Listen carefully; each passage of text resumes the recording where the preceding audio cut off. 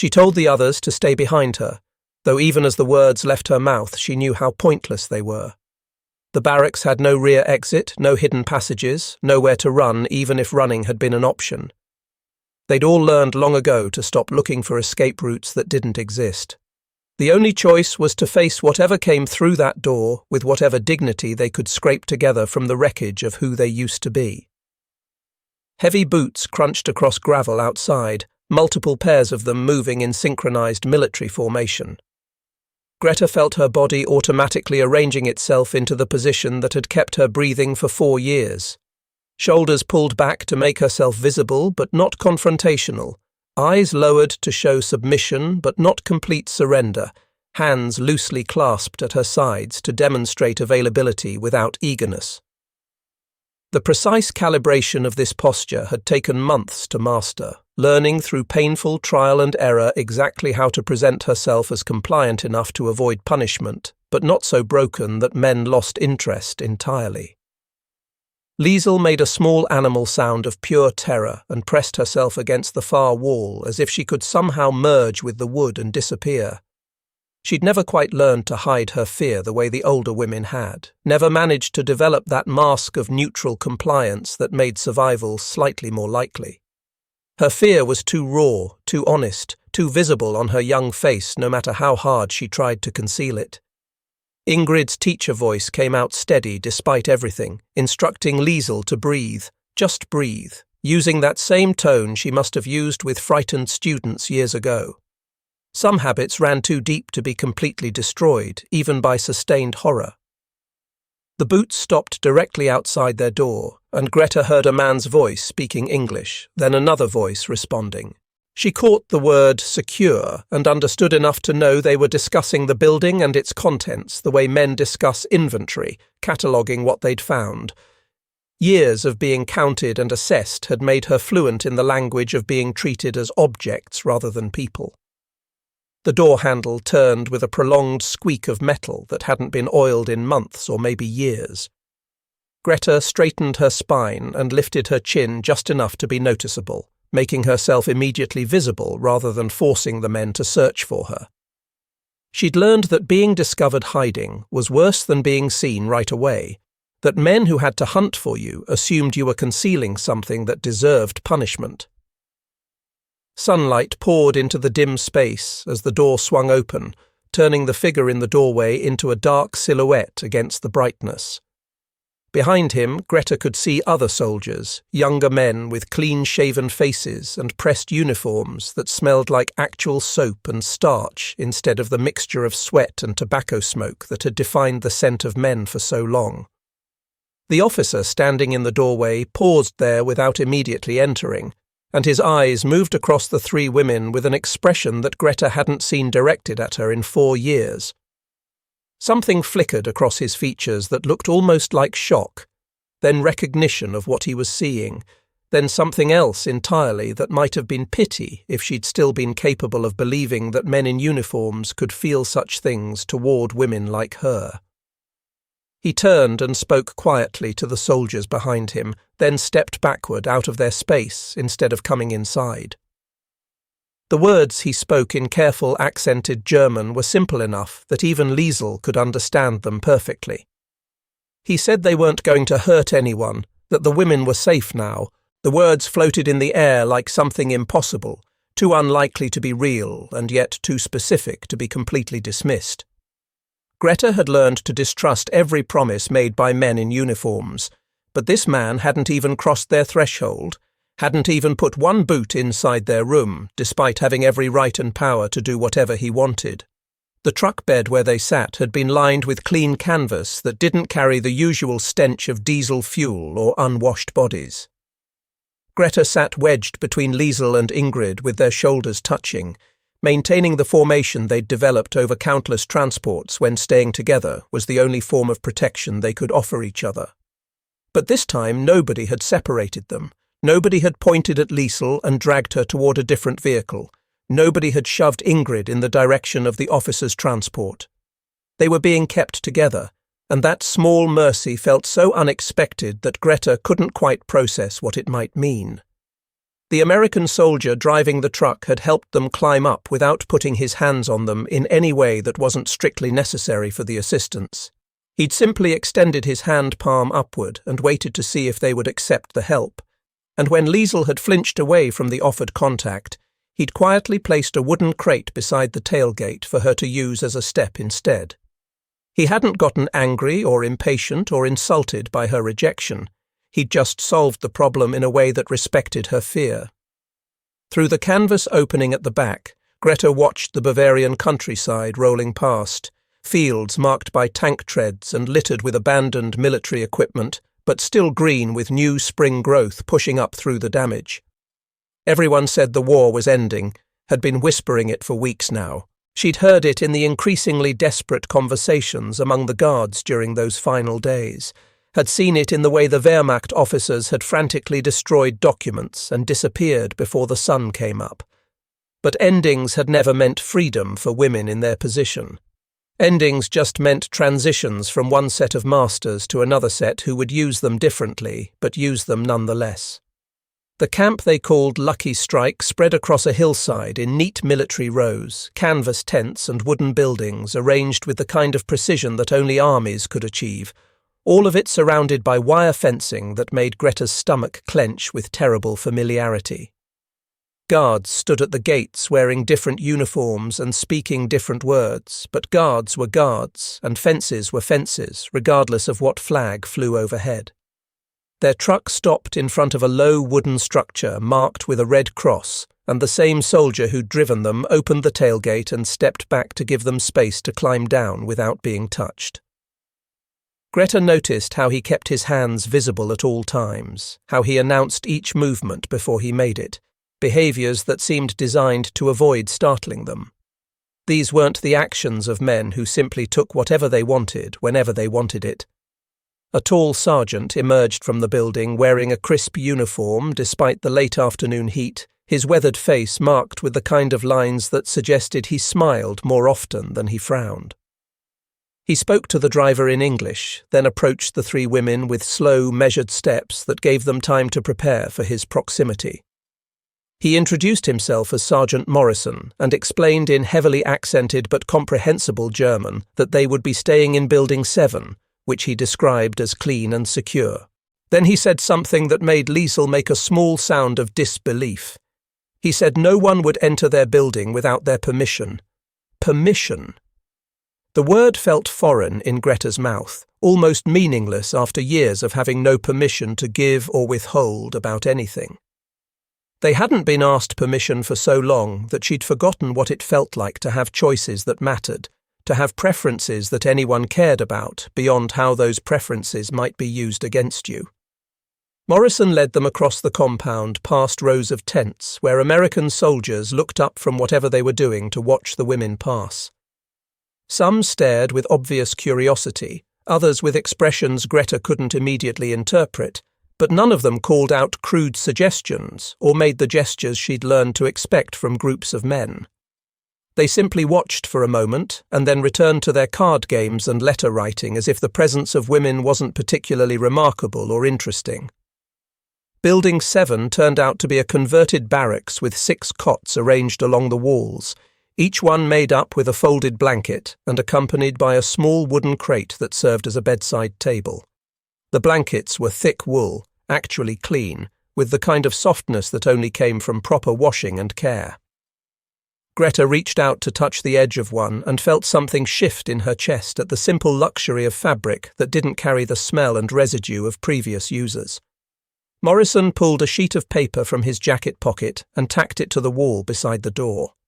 The text had been written in German, careful black letters spelling out rules that seemed designed for some other universe where words like these might actually mean what they said. Rule number 1 stated that no prisoner would be sexually assaulted or harmed.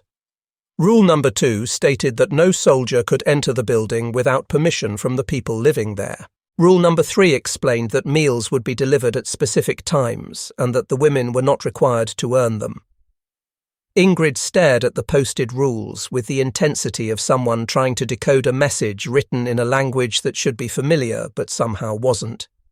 She started to say something, then stopped, as if the words she needed didn't exist in any language she knew well enough to trust. A young guard appeared in the doorway carrying a metal pot and 3 bowls, his face so soft and unlined that he couldn't have been much older than Liesel. He looked like he'd probably been working on his family's farm a year ago before the army took him. He set the pot down on the floor just inside the door and immediately stepped back, announcing in broken German that he'd brought soup, hot soup for eating. When he reached toward Liesel to hand her a bowl directly, she flinched with such violence that she stumbled backward and fell onto one of the cots. The young guard froze instantly, his face draining of colour with obvious horror at having frightened her. Morrison appeared beside him with remarkable speed, speaking first in quiet English and then switching to German to explain the protocol. They announce themselves, they keep distance, they let the women come to them instead of reaching toward them. The guard, whose name was apparently Johnson, nodded rapidly and set the bowls on the floor beside the pot. He whispered, "Sorry," in German, "very sorry, no hurt," his cheeks flushing pink with distress. After the men left, the 3 women sat in silence looking at the steaming pot of soup. It smelled rich with vegetables and meat, properly nourishing, but more significant than the quality of the food was the fact that it had been given freely without any demands or expectations attached. Greta reached for a bowl with fingers that trembled slightly, half expecting someone to appear and name the price she would have to pay for this kindness, but no one came. Outside their window, she could hear American soldiers calling to each other as evening settled in, their voices carrying the easy comfort of men who slept safely at night. For the first time in 4 years, Greta allowed herself to consider the possibility that she might sleep safely too. By the 3rd day, the routine had begun to feel like a small miracle that Greta was afraid to trust too completely. Breakfast arrived at exactly 8 o'clock every morning, delivered by the young soldier Johnson, who had learned to knock twice, announce his presence, and wait for permission before entering their space. He would set the food tray just inside the door with an almost reverent carefulness, as if he understood he was handling something more fragile than dishes and food could ever be. Greta found herself waking before the knock each morning, her body still programmed for the hypervigilance that had kept her alive, but she was no longer braced for immediate threat in those first moments of consciousness. She would lie on her cot, listening to Liesel's soft breathing and Ingrid's precisely controlled sleep patterns, marvelling at the absence of heavy boots in the hallway, at the lack of crude voices demanding entrance to their room. The silence felt almost too good to be real. The infection in her shoulder had been festering for weeks, a souvenir from a particularly brutal Wehrmacht officer who had enjoyed leaving visible marks on the women he used. Greta had hidden the injury well, knowing that visible wounds often made men either more violent in their exploitation or more disgusted by damaged goods. But on the 4th morning, when she couldn't lift her right arm without wincing, Liesel noticed the way she favoured her left side and spoke up with concern. Before Greta could deflect or minimise the problem, Ingrid was beside her conducting an efficient assessment with the practised competence of someone who had spent years caring for others. She announced with quiet authority that the shoulder needed medical attention, that the infection was getting worse. The idea of voluntarily asking for help from American soldiers felt impossible to Greta. Help from men had always come with a price, and medical attention from men had never been about actual healing in her experience. But as the morning wore on and the throbbing in her shoulder intensified, she found herself considering the unthinkable possibility that maybe this time could be different. When Johnson arrived with lunch, Ingrid stepped forward with the careful dignity that made her seem taller than her actual height. She said, "Excuse me," in her precise German, then attempted the English phrase she had apparently been practicing. "Medical help, please." Johnson's boyish face immediately creased with concern. He set down the food tray and hurried away, returning within minutes accompanied by a compact Asian-American soldier who moved with the quiet efficiency of someone accustomed to medical emergencies. The medic introduced himself as Corporal Chen and explained in German that was significantly better than Morrison's that he understood someone needed medical attention. When Greta reluctantly indicated her shoulder, Chen nodded and opened his medical bag on the small table, but instead of immediately reaching for her body, he began pulling out supplies and explaining each item as he set it down. He showed her a brown bottle of antiseptic solution for cleaning wounds, displayed the clean bandages, pointed out the antibiotic powder. He explained that the cleaning process might sting, but would help prevent the infection from spreading further. Then he paused and looked directly at Greta with an expression of complete seriousness. He said he needed to examine the injury to treat it properly, and then he asked if that was acceptable to her.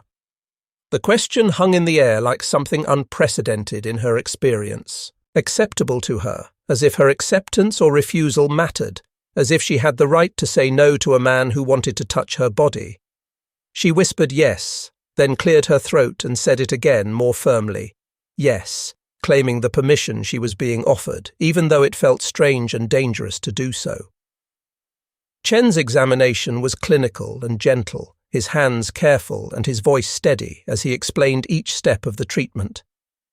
He described the infection as localized but significant, explained that he would need to clean it thoroughly and apply antibiotics, instructed her to keep it dry and covered for several days. As he worked, cleaning the wound with methodical precision, Greta found herself studying his face for signs of the hunger or calculation she'd learned to expect from men. But there was nothing like that in his expression. He simply tended to her injury with the same focused care she imagined he would give to any wounded soldier under his responsibility. When he finished securing the clean bandage with medical tape, he packed up his supplies and stood but didn't immediately leave. He told her to change the dressing daily and to have someone find him immediately if she saw red streaks extending from the wound or developed a fever. Then he said something that seemed designed to be more than just medical instruction.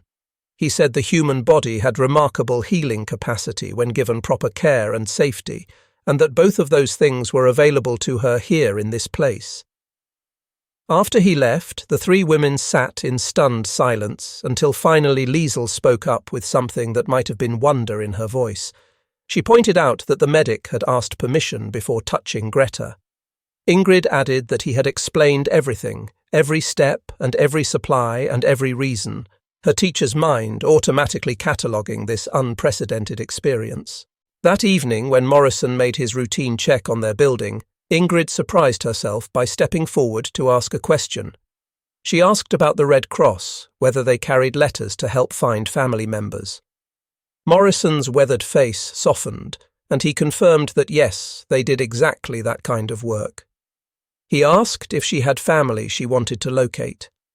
Ingrid said she had sons, and the words seemed to unlock something that had been held tightly closed for years. Twin boys, she explained, who would be 11 years old now. They had been placed in American custody when she was taken for her war work, and she hadn't known if they were alive or dead or what had become of them. Morrison promised gently that he would get her the paperwork tomorrow, that the Red Cross had been very effective at reuniting separated families. That night, for the first time since they had arrived at the camp, the three women talked about something other than immediate survival. Liesel mentioned that she had once wanted to be a teacher like Ingrid before everything happened. Greta spoke haltingly about her mother's garden, how roses climbed the cottage walls each summer and filled the air with perfume. Ingrid described her son's laughter, the way they had run to greet her each day when she came home from school. Their voices grew stronger as they spoke, losing some of the whispered quality that had become their default mode of communication. Outside their window, the American camp settled into its evening routine, and the sounds of safety and normalcy drifted through the spring air. For the first time in years, tomorrow felt like something to anticipate rather than something to endure.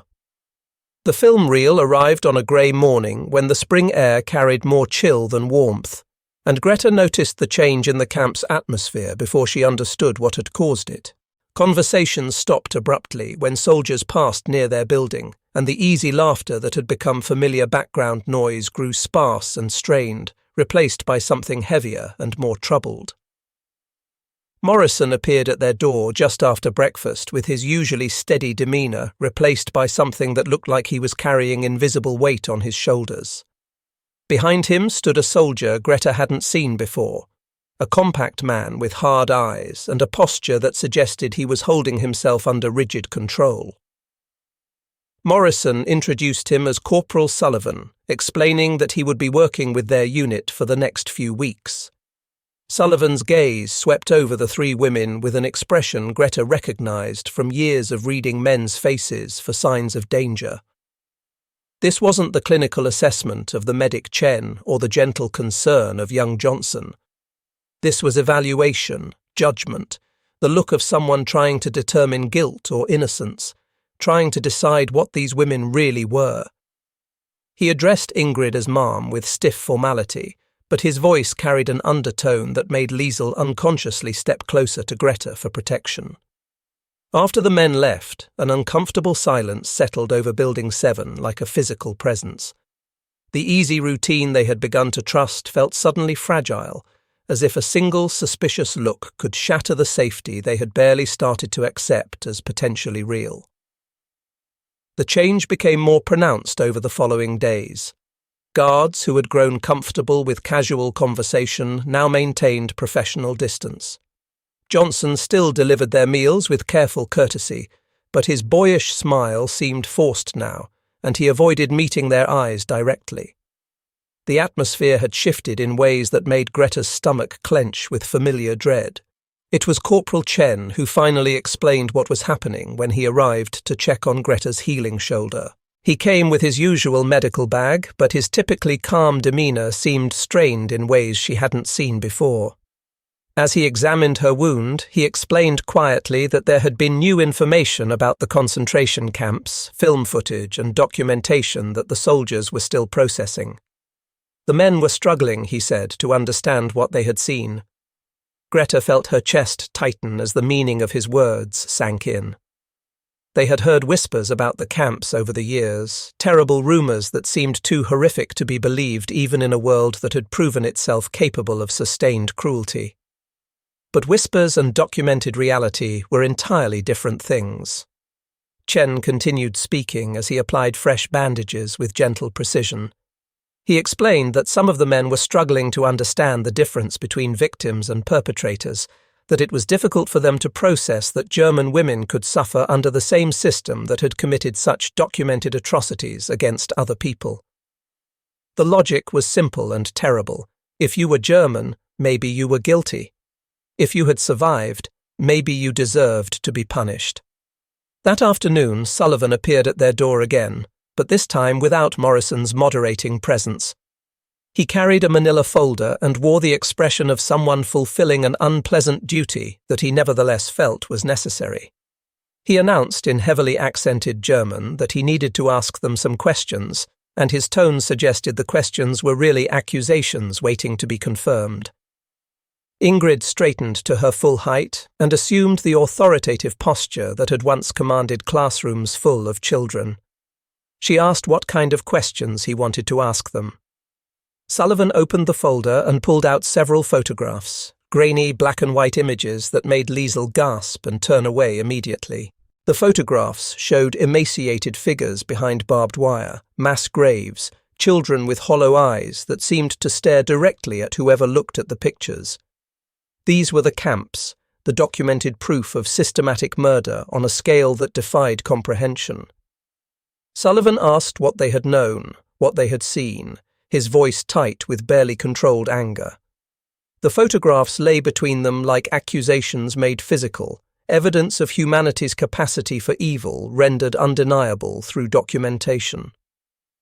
Greta stared at the images and felt something collapse inside her chest, not surprise exactly, but a terrible confirmation of truths she had suspected but tried not to imagine in their full horror.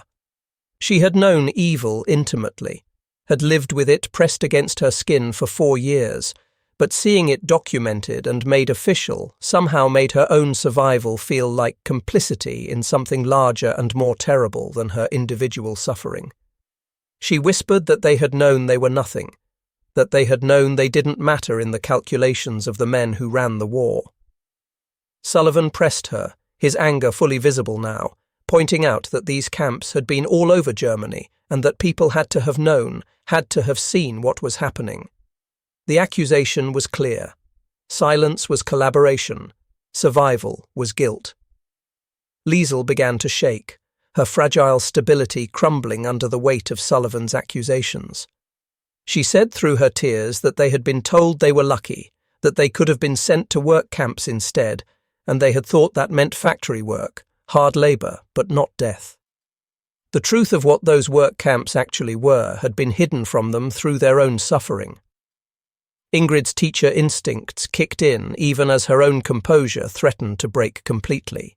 She explained with bitter precision that they had been told they were serving the Reich, that their sacrifice was keeping worse things from happening to other women. They had been told they were the price paid to protect others, that their bodies were buying safety for German wives and daughters. It was a lie designed to make their exploitation seem noble, but they had believed it because believing it was the only way to survive each day. Sullivan stared at them with disgust that felt like a physical blow. He asked how they could know these women weren't just as guilty as everyone else who had participated in the system, how he could be sure they weren't complicit in the machinery of genocide. The question hung in the air like a verdict already delivered. Greta felt years of carefully constructed survival strategies crumble around her. The shame she had fought so hard to contain came flooding back, mixed now with the terrible knowledge that while they had been trapped in their own hell, others had suffered and died in ways that made her own torture seem almost merciful by comparison. Maybe they were guilty. Maybe their survival was itself a form of collaboration. Maybe they should have died instead of adapting to horror. She said as much aloud, the words scraping her throat raw as they emerged. Maybe surviving made them guilty. Maybe they should have died instead of learning to endure. Sullivan gathered up the photographs and stood, leaving them with their shame and the horrible certainty that their brief taste of dignity had been a cruel illusion. They huddled together on the cots as darkness fell, no longer 3 women healing, but 3 conspirators marked by their survival as surely as if guilt had been tattooed on their foreheads. Outside their window, the American camp continued its evening routines, but now those sounds felt distant and condemning, as if even the spring air itself carried judgment against them for the crime of still breathing. The silence in Building 7 had actual weight now, pressing down on them like a physical presence they couldn't escape. For 3 days after Sullivan's interrogation, the women barely spoke to each other, moving through their routines like ghosts haunting their own lives. They accepted their meals with downcast eyes and whispered thanks, waiting for the inevitable moment when someone would realize the truth about what they were and take away even these small mercies they'd been temporarily granted. Greta found herself mentally cataloguing every kindness she had received since arriving at Camp Lucky Strike, preparing to surrender each one as payment for the crime of surviving when others had not. The clean blankets, the gentle medical care, the simple dignity of being asked for permission before being touched, all of it felt stolen now, luxuries she had no right to claim while others had died in those camps Sullivan had shown them. Liesel had retreated into a near catatonic silence that had once been her primary defence mechanism during the worst times, rocking slightly on her cot and staring at the wall with unseeing eyes. Ingrid sat rigid and watchful, her teacher's mind working frantically to find some logical framework that could make sense of guilt and innocence in a world where both concepts had become meaningless. When Morrison appeared in their doorway on the 4th morning, flanked by Sullivan and carrying an official-looking document, Greta felt her heart drop toward her stomach. This was the moment she had been expecting, the reckoning, the official judgment that would strip away their temporary sanctuary and confirm what Sullivan's photographs had already proven. That German women who had survived the war were inherently suspect, complicit by virtue of continuing to breathe while others had been murdered. But instead of reading charges or demanding confessions, Morrison stepped forward with the same careful gentleness he had shown since their first day in the camp. Sullivan stood behind him with his face showing conflicted emotions that seemed to be actively fighting each other for dominance. Morrison spoke quietly, his weathered hands steady on the document he carried. He said that what had happened in those camps wasn't on them, that what had happened to them personally wasn't on them either. The words seemed to come from some impossible place where logic and mercy could coexist, where being German and being a victim weren't mutually exclusive categories. Sullivan stepped forward then, and when he spoke, his voice had lost most of its hardness. He asked Liesel how old she had been when they took her, switching to German that was halting but sincere. Liesel whispered that she had been 16, barely more than a child. Sullivan closed his eyes briefly, and when he opened them again, something fundamental had shifted in his expression. He said Jesus in English like a prayer or a curse, then struggled with the German words to explain that his sister was 19 now, at home in Ohio, probably worrying about college and boys and normal things that normal 19-year-olds worried about. The comparison hung in the air, making visible the stolen years and stolen youth that couldn't be recovered. Sullivan extended his hand toward Greta, not to take anything from her but to offer support as she stood up from her cot. The gesture was small but monumental, the first time in 4 years that a man had reached for her with the intention of lifting her up rather than pulling her down for his own purposes. He told them he was sorry, and his voice cracked slightly on the words in a way that suggested he actually meant them. He explained that his brother had died fighting this system they were all trying to understand, and that he had thought his anger would somehow honor his brother's sacrifice. But he was wrong, he could see that now. His brother would be ashamed of him for taking his rage out on victims instead of focusing it where it belonged. His brother would have wanted him to help these women, not hurt them more than they had already been hurt.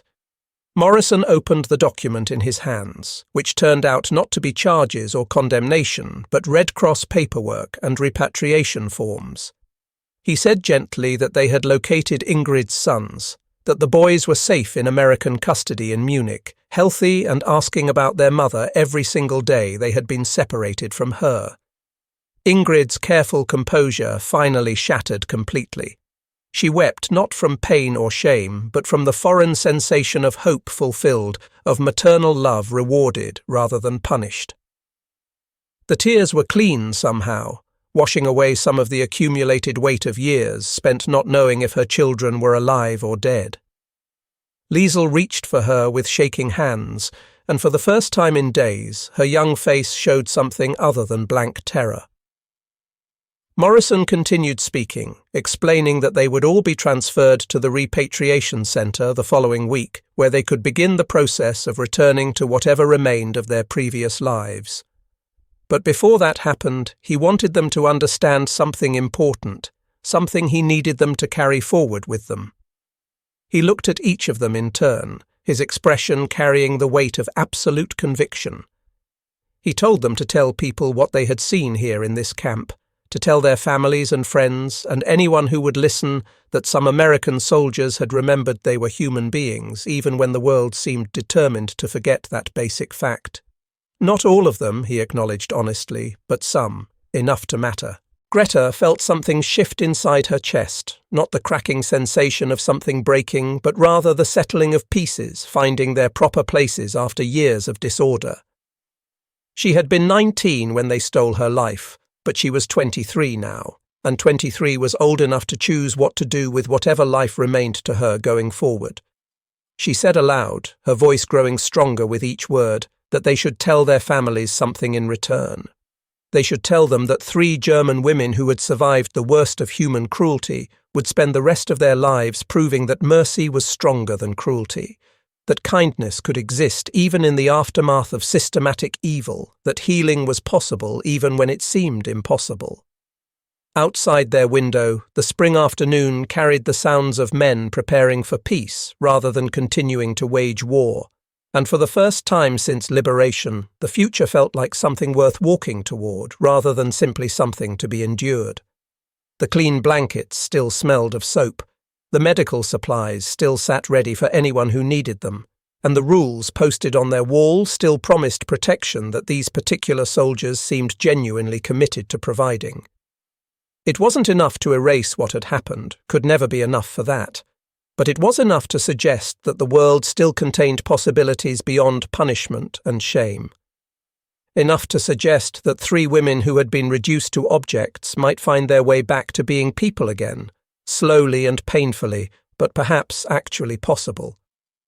The American tanks had brought destruction, yes, but they had also brought blankets and rules, and men who sometimes, against all odds and expectations, still knew how to treat women as human beings deserving of basic dignity. And that small miracle, that tiny spark of recognition across the devastation of war, might be enough to build something from, might be enough to start the long journey back toward whatever healing could look like after everything that had been broken.